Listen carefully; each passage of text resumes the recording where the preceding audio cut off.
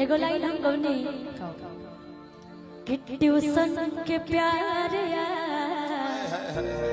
पर गइल भारी।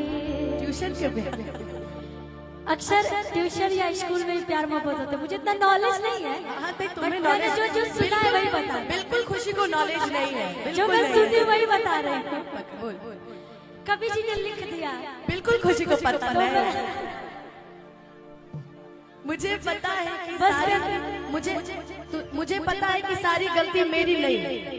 मुझे पता है कि सारी गलती मेरी नहीं, और चल मेरी है भी तो क्या मैं तेरी नहीं? बिल्कुल। तो चल अब गा दे। कि ट्यूशन के प्यार